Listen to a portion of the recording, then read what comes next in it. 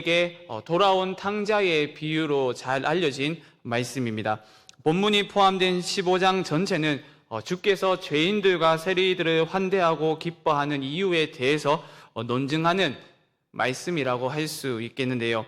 이러한 내용은 누가 과연 하나님의 나라에 들어가는가에 대해서 설명을 하였던 앞단락의 흐름을 이어간다고 볼 수 있습니다. 15장은 본문의 비유를 포함하여서 총 3개의 비유가 15장에 등장을 하죠. 잃어버린 양을 찾은 목자의 비유와 잃어버린 드라크마를 찾은 여자의 비유, 그리고 오늘 본문에 돌아온 탕자의 비유입니다. 세 비유 모두 잃어버린 것을 찾는 내용의 비유들이기 때문에 잃어버린 상태, 죄인, 기쁨, 초대 등의 단어를 반복해서 사용을 함으로써 강조하고 있는 것을 볼 수 있는데요. 먼저 본문 1절과 2절은 주께서 이 세 개의 비유를 말씀하신 배경이 되는 말씀입니다. 1절과 2절의 말씀을 다시 보시죠. 모든 세리와 죄인들이 말씀을 들으러 가까이 나아오니 바리새인과 서기관들이 수군거려 이르되 이 사람이 죄인을 영접하고 음식을 같이 먹는다 하더라. 우리가 지금까지 누가복음의 말씀을 함께 살펴보고 있기 때문에 여러분들 잘 알고 계시죠. 바리새인들과 서기관들의 주된 관심이 어디에 있었습니까? 그들은 의인들과 죄인들을 엄격히 분리시켜서 이스라엘이 부정한 자들에 의해서 오염이 되지 않도록 부단하게 노력을 했던 사람들이 바로 종교 지도자들이었죠. 그들은 이스라엘의 정체성에 대해서 설정한 경계선들, 예를 들면 그 경계선들에는 어떤 것들이 있겠습니까? 안식일과 정결 규례와 같은 율법들을 철저히 지킴으로써 거룩하지 않은 사람들, 이방인들로부터 그들을 철저하게 지키려고 노력하였죠. 그런 그들에게 부정한 자들과 함께 식사를 하고 있는 예수님의 모습이 어떻게 보였겠습니까? 당연히 민족의 정체성과 또 민족의 안위를 위협하는 사람으로 밖에 여겨질 수 없었겠죠. 그래서 그들은 예수에 대해서 수군거렸던 겁니다. 구약 성경에서 수군거리다는 하나님의 은혜를 잊어버린 광야 세대가 감사하지 않고 불평하는 모습을 표현할 때 거듭거듭 반복해서 사용이 되었던 동사입니다. 예수님과 함께 이 땅에 도래한 하나님 나라의 성격을 제대로 알고 있지 못했던 종교 지도자들의 불평은 하나님이 행하셨던 구원 방식에 불만을 품고 의문을 제기했었던 이스라엘과 같다고 할 수 있는 것이죠. 왜냐하면 그들의 관점에서 죄인들은 의인들로부터 멀어져야 할 대상이지 긍휼과 환대의 대상이 아니었기 때문입니다. 그래서 지도자들의 불평을 들은 주님은 종교 지도자들이 하나님의 그 마음을 깨닫기를 원하는 의미에서 세 개의 비유로 하나님의 마음을 설명한 것이라고 할 수 있겠는데요. 세 개의 비유 중에서 가장 핵심이 되는 비유는 당연히 오늘 본문의 말씀인 돌아온 탕자의 비유입니다. 비유의 분량만 보아도 앞선 두 비유를 합한 것보다 약 3배 가량이 많고요. 또 앞에 이 두 비유와 달리 잃어버린 존재가 양이나 동전이 아니라 사람이기 때문에 잃어버린 자를 찾은 그 기쁨이 극적으로 묘사가 되고 있습니다. 그래서 이 비유야말로 죄인을 환대하시고 긍휼을 베푸시는 하나님 아버지의 마음이 가장 선명하게 드러난 비유라고 할 수 있겠는데요. 저는 말씀을 준비하면서 우리에게 매우 익숙한 본문의 비유이지만 우리가 함께 말씀을 나누고 들은 말씀을 기도의 제목으로 삼아서 함께 기도할 때에 하나님의 마음을 깨닫고 하나님의 기쁨에 동참하는 믿음의 공동체로 우리 교회가 세워져 나갔으면 좋겠다는 마음을 가지게 되었습니다. 아시는 바와 같이 이 비유에는 2명의 아들들과 그 아들들의 아버지가 비유에 등장을 하죠. 그리고 문제는 누구에게 있습니까? 두 아들 중에 맏아들이 아니고 바로 둘째 아들에게 있었죠. 둘째 아들은 아버지의 재산 중에서 나중에 받게 될 분깃을 미리 요구하였고 받은 분깃과 함께 집을 떠나게 됩니다. 12절의 말씀을 한번 보시죠. 함께 읽어보겠습니다. 시작. 그 둘째가 아버지에게 말하되 아버지여 재산 중에서 내게 돌아올 분깃을 내게 주소서 하는지라. 아버지가 그 살림을 각각 나눠 주었더니. 원래 유산이라고 하는 것은 언제 받는 것이 마땅합니까? 아버지가 사망을 한 뒤에야 받는 것이 유산이죠. 그런데 지금 둘째 아들은 아버지가 살아있는데도 유산을 요구하고 있고, 이런 행위는 당시로서는 절대로 용인이 될 수 없었던 가문의 큰 수치로 여겨졌었습니다. 왜냐하면 이러한 선언은 내가 더 이상 가족과 함께 살지 않겠다고 공언하는 것과 같았으며, 살아있는 아버지를 마치 죽은 자로 내가 이제 여기겠다라고 선언하는 것과 똑같은 의미이기 때문입니다. 아들의 무리한 요구에 아버지는 여러 방법으로 반응을 할 수 있었겠죠. 한번 생각을 해보십시오. 둘째 아들이 아버지의 입장에서 한번 생각을 해볼 수 있도록 그렇게 아버지는 아들에게 호소를 할 수도 있었고요. 또 이러한 저러한 말들로 달랠 수도 있었을 것이고, 혹시라도 아들에게 남아있을 명예의 그 끝자락에 호소를 할 수도 있었을 것입니다. 아니면 최후의 방법으로 매를 들어서 이 둘째 아들을 징계를 할 수도 있었겠죠. 아버지에게는 이런 방법 중에 하나를 선택해서 사용을 한다 하더라도 그 누구로부터도 질타를 듣지 않는 그러한 권한이 아버지에게는 있었습니다. 하지만 아버지는 이 모든 방법들을 다 포기하고 둘째 아들의 요구를 들어주게 되죠. 당시 문화에서 장남은 이 나머지 아들들이 받을 유산의 2배를 상속받았습니다. 본문의 경우에 아들이 2명이기 때문에 둘째 아들은 아버지 재산의 3분의 1을 상속받았을 것으로 보이는데요. 그리고 둘째 아들은 상속받은 재산과 함께 곧바로 먼 나라로 이동을 하게 되죠. 13절의 말씀을 한번 보시죠. 그 후 며칠이 안 되어 둘째 아들이 재물을 다 모아 가지고 먼 나라에 가 거기서. 여기까지만 보시죠. 여러분 한번 생각을 해 보십시오. 아버지께로부터 받은 그 많은 돈들, 집으로부터 먼 거리, 그리고 거기에서 오는 익명성까지, 이 모든 요소는 어떻습니까? 둘째 아들 안에 내재되어 있던, 잠재되어 있던 에너지가 분출되기에 최적의 조건들이지 않습니까? 고등학교를 졸업하고 대학교를 진학하는 학생들이나 이제 막 대학교를 졸업하고 취업을 준비하는 청년들을 보면 집에서 벗어나서 다른 지역이나 서울로 이동을 하여서 공부를 하거나 취업을 원하는 학생이나 청년들이 굉장히 많이 있습니다. 물어보면 대구에 오래 있었으니까 다른 곳에 가서도 한번 생활을 해보고 싶다는 그러한 이야기들을 하는데요. 그런데 그 속마음을 자세히 들여다보면 당연히 어떤 마음이 있겠습니까? 부모의 감시로부터 벗어나서 자유롭게 좀 살고 싶은 욕망이 그들의 마음속에는 반드시 있습니다. 본문의 둘째 아들처럼 그들에게는 비록 많은 돈은 없지만 먼 거리와 거기에서 오는 익명성은 방탕한 삶을 살고 싶은 욕망을 실현하기에 최적의 조건이고, 그래서 아직 신앙이 성숙하지 못한 청년의 경우에는 하나님을 떠나 방탕한 삶을 살아갈 확률이 매우 높은 것 또한 사실입니다. 하지만 이내 한 가지의 진리를 깨닫게 되죠. 집 나가면 고생이다라는 진리를 이내 깨닫게 되는데요. 둘째 아들도 마찬가지입니다.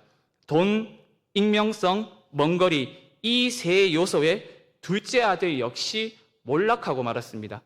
이 아들의 몰락은 사고나 도난, 불황, 사기와 같은 어떤 외부에서 일어난 불행의 결과가 아니었습니다. 비참한 상황이 그에게 일어난 것이 아니라 그의 욕망이 이러는 상황들의 원인을 제공했던 것인데요. 둘째 아들은 아버지로부터 받은 그 많은 재산, 모든 돈을 움켜쥐었으나 급히 모든 돈을 잃어버리고 맙니다. 게다가 엎친 데 덮친 격으로 둘째 아들의 어리석음에 제어할 수 없는 재앙이 겹쳐서 일어나게 되는데요.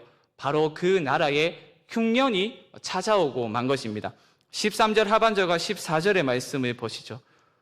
먼 나라에 가 거기서 허랑방탕하여 그 재산을 낭비하더니 다 없앤 후 그 나라에 크게 흉년이 들어 그가 비로소 궁핍한지라. 그가 행복한 시절에는 먼 나라, 그 나라, 이방인의 땅은 옛날 사람이 아메리칸 드림을 외쳤던 것처럼 기회의 땅처럼 보였겠죠. 하지만 허랑방탕한 삶과 흉년은 그 기회의 나라를 고향이 주는 안정과 집의 풍부한 자원으로부터 동떨어진 외지로 만들어 버리고 말았습니다. 그래서 그가 선택한 방법이 무엇입니까? 15절의 말씀을 보시죠. 함께 읽겠습니다. 시작. 가서 그 나라 백성 중 한 사람에게 붙여 사니 그가 그를 들로 보내어 돼지를 치게 하였는데, 여기서 붙여 사니라는 단어의 원어는 자신을 다른 사람과 결속시키는 것, 연합하는 것, 붙여 지내는 것을 의미합니다. 즉 모든 것을 다 탕진해버린 둘째 아들의 선택은 그의 생존을 위하여서 그 나라, 먼 나라의 사람처럼 살아가는 것을 택했던 겁니다. 이는 유대인의 정체성이 더럽혀질 뿐만 아니라 완전히 제거되는 방식으로 사는 것인데요. 둘째 아들은 비통하게도 고용주처럼 그 나라의 진정한 시민이 되어버리고 만 것입니다. 그의 이런 변화는 어디에서 볼 수 있습니까? 유대인들에게 부정한 동물로 여겨졌었던 돼지가 먹었었던 쥐엄 열매라도 먹고자 하였던 그 모습에서 우리가 확인을 할 수 있죠.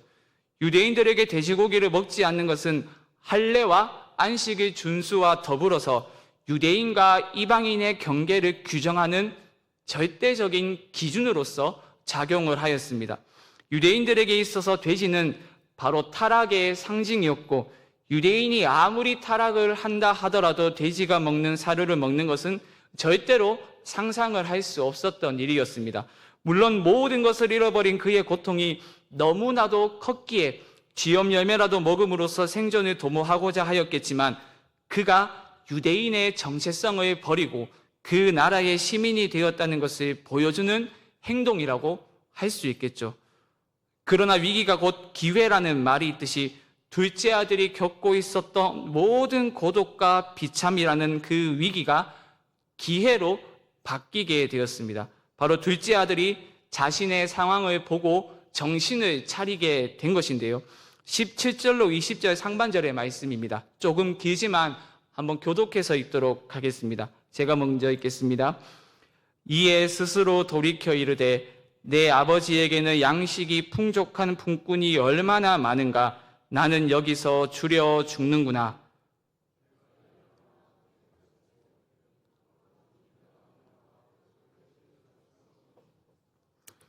지금부터는 아버지의 아들이라 일컬음을 감당하지 못하겠나이다. 나를 품꾼의 하나로 보소서 하리라 하고, 이에 일어나서 아버지께로 돌아가니라. 고독과 비참함이 아버지의 집으로 돌아가도록 만들었던 것이죠. 혹자는 이 둘째 아들의 이러한 회개에서 진정성을 찾아볼 수 없다는 그러한 이야기를 합니다. 후회보다는 아무래도 배고픔 때문에 집을 생각하게 된 것이 아닐까, 그렇게 주장을 하는 사람들도 있는데요. 하지만 이 비유는 아들의 회개가 진심인지 아닌지에는 관심이 없습니다. 비유는 아들을 찾는 아버지의 마음과 기쁨에 집중이 되어 있다는 것을 우리는 놓쳐서는 안 됩니다. 이어지는 20절 중반절의 말씀을 한번 보십시오. 아직도 거리가 먼데 아버지가 그를 보고 측은히 여겨 달려가 목을 안고 입을 맞추니, 무거운 발걸음을 옮기고 있는 둘째 아들의 심정이 당시에 어떠했을지 한번 상상을 해 보십시오. 아버지께서 용서로 반응하실 것임을 그는 확신하지 못했을 겁니다. 아버지께서 나를 보았을 때 모르는 사람으로 여기면서 집에서 쫓아내시는 것은 아닐까? 그것이 아니라면 마을 사람들로부터 손가락질을 받으며 질타를 당하는 것이 아닐까 등의 5만 가지 생각이 둘째 아들의 머릿속에 있었을 것입니다. 하지만 아들의 걱정은 에너지만 낭비하는 쓸데없는 걱정에 불과했습니다. 아들이 단 한마디를 내뱉기도 전에 대가 없이, 그리고 아무 조건 없이 아버지의 용서가 아들에게 주어졌기 때문입니다. 분명 아들은 아버지에게 절대로 씻을 수 없는 수치와 불명예를 가져다 주었습니다. 당시 문화에서 명예라고 하는 것은 사회를 구성하는 매우 중요한 요소였기 때문에 이전에 했었던 아들의 행동은 그냥 웃고 넘어갈 수 있는 그러한 행동이 절대로 아니었습니다. 하지만 아버지는 육안으로는 식별하기 어려운 힘든 거리에 아들이 있었음에도 불구하고 멀리서 오는 그 사람이 둘째 아들이라는 것을 알아차렸고 달려갔고 목을 안고 입을 맞춤으로써 아버지의 기쁜 마음을 표현했습니다. 아버지의 기쁨이 얼마나 컸으면 둘째 아들이 그동안 연습을 하였었던 말을 끝내기도 전에 죄를 고백할 때에 그 말을 끊고 옷을 입히고 가락지를 끼우고 신을 신기며 살찐 송아지를 잡아오게 하여서 잔치를 벌여줘. 22절로 24절의 말씀을 보시죠. 아버지는 종들에게 이르되 제일 좋은 옷을 내어다가 입히고 손에 가락지를 끼우고 발에 신을 신기라.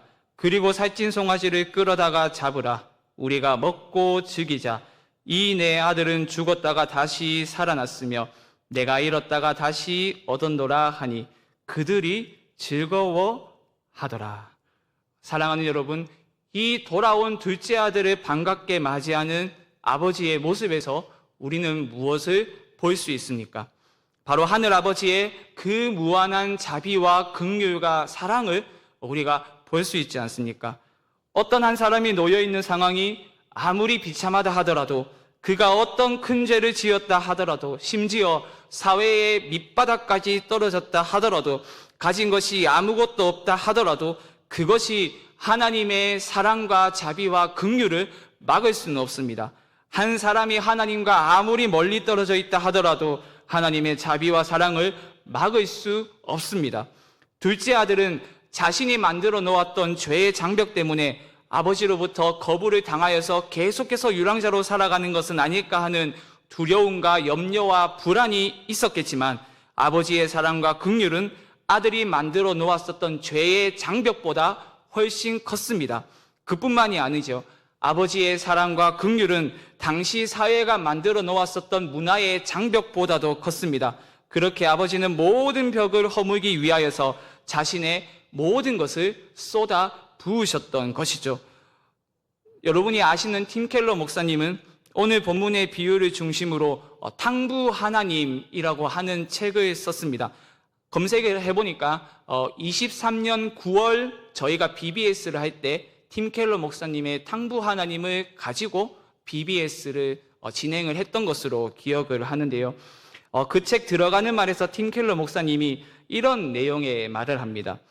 무모할 정도로 씀씀이가 해프다라는 의미의 프로디걸은 둘째 아들을 수식할 뿐만 아니라 아버지를 수식하는 말로도 어울린다고 이야기를 하면서 그 이유에 대해서 팀 켈러 목사님이 이렇게 이야기를 합니다.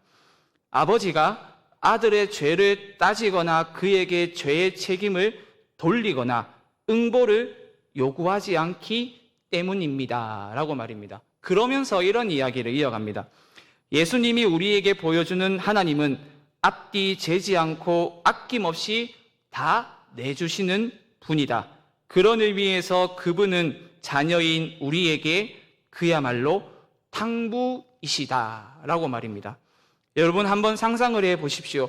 저기 저 멀리서 보이는 아들의 모습을 보고 두 팔을 벌려 아들을 향하여서 뛰어가는 그 아버지의 모습을 한번 상상을 해 보십시오. 아들이 오는 그날 아버지가 우연히 서서 아들이 오는 그 모습을 보았을까요? 물론 누군가가 아들이 오고 있다는 이야기를 외쳤고 아버지가 그 말을 들어서 이제 둘째 아들을 봤을 수도 있겠지만, 아마도 둘째 아들이 집을 떠난 이후에 아들이 떠나간 곳을 응시하면서 날마다 기다렸다고 보는 것이 더 정확하겠죠. 20절의 말씀을 다시 보시면 이렇게 이야기를 하죠. 아직도 거리가 먼데 아버지가 그를 보고 측은히 여겨 달려가라고 20절에서 이렇게 이야기를 하고 있죠. 저기서 사용된 단어 거리가 먼데에 해당하는 단어가 13절에서 먼 나라를 가리킬 때에 사용된 단어와 동일한 단어입니다. 즉, 이 단어가 반복되는 것에는 매우 의미심장한 내용이 함의가 되어 있다 할 수 있겠는데요. 무슨 의미가 있겠습니까? 아버지는 둘째 아들이 회개한 것을 알았을 때, 아들이 아버지의 품으로 돌아왔을 때 용서와 긍휼을 베푼 것이 아니라 아들이 아버지의 품을 떠나 저 먼 나라에 있었을 바로 그때에도 긍휼과 자비를 계속해서 그곳까지 보내었다는 것을 의미합니다. 그러니 아들이 집을 떠난 이후에 날마다 아들이 집으로 돌아오는 것은 아닌지 그 자리에 서서 기다리며 그곳을 응시하고 있었다고 보는 것이 더 정확하겠죠. 또한 추측의 영역이긴 하지만 한번 상상을 해보십시오. 날마다 둘째 아들을 기다리고 있는 그런 아버지를 보면서 마을 사람들이 어떻게 반응을 하였을까요? 자신에게 씻을 수 없는 수치를 안겨준 아들을 저렇게 기다리나니 부끄럽지도 않는가라면서 마을 사람들이 수군거렸지 않겠습니까? 그리고 잠시 후에 살펴볼 첫째 아들 역시 아버지와 그리고 그 가문에 큰 수치를 남기고 떠난 아들을 저렇게 오매불망 기다리고 있는 아버지를 좋게 보지는 않았겠죠. 하지만 아버지는 당시의 따가운 시선과 명예와 수치에 전혀 연연하지 않았습니다. 그런 것들은 아버지에게 전혀 중요하지 않았습니다. 아버지에게는 공동체의 시선과 체면보다 자식에 대한 사랑과 용서가 우선이었습니다. 그런 의미에서 비유의 아버지는 팀 켈러 목사님의 말처럼 집 나간 아들을 위하여서 모든 것을 낭비하고 허비한 탕부가 맞았던 것이죠. 여러분 어떻습니까?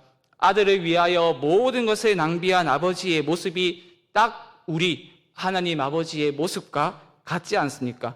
비유의 아버지는 우리 하나님 아버지의 마음을 잘 보여주죠. 하나님이 어떤 낭비를 하셨습니까? 죄인을 위하여 아들을 이 땅에 보내사 십자가에 죽게 하지 않으셨습니까? 바울이 로마서 5장 7절과 8절의 말씀에서 하나님의 낭비가 무엇인지를 잘 보여주죠. 로마서 5장 7절과 8절의 말씀 우리 함께 읽어보도록 하겠습니다. 시작. 의인을 위하여 죽는 자가 쉽지 않고 선인을 위하여 용감히 죽는 자가 혹 있거니와 우리가 아직 죄인 되었을 때에 그리스도께서 우리를 위하여 죽으심으로 하나님께서 우리에 대한 자기의 사랑을 확증하셨느니라. 여러분, 우리가 어떻게 하나님의 자녀가 되었습니까? 도저히 이해할 수 없는 모습으로 사랑을 낭비하신 하나님의 사랑이 있었기 때문에 우리가 하나님의 자녀가 될 수 있었던 것이죠. 잃어버린 영혼이 하나님께로 돌아오는 것은 낭비처럼 보이는 예수 그리스도의 죽음이 있었기 때문에 가능한 기적입니다. 그런데 여러분, 나에게 일어났었던 이 기적이 다른 사람에게도 일어난다면 여러분은 어떻게 반응하시겠습니까? 그리고 만약 그 사람이 여러분들이 생각을 했을 때에 사회적 약자들, 궁핍한 자들, 허물이 많은 자들이라면 여러분들은 어떻게 반응하시겠습니까? 잃어버린 영혼을 찾은 이 아버지의 기쁨에 여러분은 동참하실 수 있겠습니까? 이어지는 말씀을 계속해서 보게 되면 이 비유의 핵심이 무엇인지를 볼 수 있죠. 살찐 송아지를 잡은 마을은 잔치를 벌였고 이제 그 마을에는 큰 기쁨으로 가득가득했습니다. 그런데 이 기쁨에 동참하지 않은 한 인물이 있었으니 바로 아버지의 맏아들입니다. 종으로부터 자초지정을 들은 맏아들의 반응을 한번 보시죠. 28절로 30절의 말씀입니다. 그가 노하여 들어가고자 하지 아니하거늘 아버지가 나와서 권한대 아버지께 대답하여 이르되 내가 여러 해 아버지를 섬겨 명을 어김이 없거늘 내게는 염소 새끼라도 주어 나와 내 벗으로 즐기게 하신 일이 없더니 아버지의 살림을 장녀들과 함께 삼켜버린 이 아들이 돌아오매 이를 위하여 살찐 송아지를 잡으셨나이다. 아버지는 맏아들의 이런 불평에 어떠한 반론을 제기하거나 반박을 하지 않으십니다. 대신 한 가지 이유만을 제시를 하죠. 32절을 보시죠. 이 내 동생은 죽었다가 살아났으며 내가 잃었다가 얻었기로 우리가 즐거워하고 기뻐하는 것이 마땅하다 하니라. 아버지의 입장은 단호했습니다. 잃어버린 아들을 찾은 기쁨을 가로막을 자는 없었습니다. 그리고 마다드도 바로 이 아버지의 기쁨에 동참을 해야만 했던 것이죠. 사실 마다들은 아버지의 낭비하는 사랑을 비판했지만 자신이 이미 그 사랑을 입은 사실을 알지 못했습니다. 그는 아버지의 재산을 이미 상속을 받았었고 현재 재산은 자신의 것이며 사회적으로도 아버지의 보호 아래에서 그는 이미 평안을 누리고 있었습니다. 그러니 이제 아버지의 마음으로 동생의 회복을 기뻐하는 일에 동참을 해야만 했던 것이죠. 그러나 형은 그렇게 하지 않았고 그 모습은 지금 비유를 듣고 있는 바리새인과 서기관들과 같았습니다. 사랑하는 여러분, 그렇다면 우리의 모습을 한번 돌아봅시다. 마다들이 보인 모습에서 혹시라도 우리의 모습을 발견하고 있지는 않습니까? 많은 사람들이 회개하는 죄인들을 받아들일 때에 겪는 어려움을 강조합니다. 특히 그 회개하는 사람이 가령 예를 들어서 악명이 높은 죄인이거나 외적으로 독특한 사람이거나 아니면 나와 성향이 맞지 않는 사람일 경우에는 더더욱 그러합니다. 하지만 이 비유에서 강조하고 있는 것이 무엇입니까? 하나님이 공동체를 장점과 단점을 엄격하게 따져 계산한 것에 기초하지 않고 은혜의 기초에서 모으신다는 것을 오늘 비유는 강조를 하고 있죠. 우리는 잃어버린 자들이 하나님께로 돌아왔을 때에 함께 기뻐해야 합니다. 그 사람이 어떤 사람인지는 우리에게 중요하지 않습니다. 하나님이 그 사람을 위해 모든 것을 낭비하셨는데 우리가 무엇이라고 그 사람을 판단할 수 있겠습니까? 잊지 마십시오. 그리스도를 영접한 사람은 그리스도의 영접을 받는 다른 사람도 기쁨으로 영접할 수 있어야 합니다. 하나님의 자녀는 낭비하는 사랑으로 낮은 자들을 환대하는 하나님의 그 기쁨에 동참할 수 있어야만 합니다. 만약 그렇지 않다면 본문의 마다들, 나아가서 이 비유를 듣고 있는 바리새인과 서기관이 바로 우리일지도 모릅니다. 여러분, 바울의 모습을 한번 기억을 해 보십시오. 그가 다메섹으로 가는 길 위에서 부활하신 주님을 만나기 전에 바울은 어떤 사람이었습니까? 바로 비유의 마다들이었지 않습니까? 하지만 주님을 깊이 만나고 자신을 위하여 모든 것을 낭비한 하나님의 사랑을 깊이 경험했을 때에 그가 어떻게 변했습니까? 주께로 나아오는 자들을 기쁨으로 영접했지 않습니까? 그 사람의 인종이나 신분이나 성별이나 사회적 위치에 상관없이 기쁨으로 영접하여 아버지의 연회에 참여할 수 있도록 돕지 않았습니까? 이것이 하나님의 낭비하는 사랑을 깨달은 모든 사람의 마땅한 태도인 줄 믿습니다. 우리 모두가 한 영혼이 주께로 돌아왔을 때에 기뻐하시는 하나님의 그 마음을 깊이 깨닫고 그 기쁨에 우리 또한 기쁨으로 동참하는 믿음의 공동체로 세워져 갈 수 있게 되기를 주님의 이름으로 간절히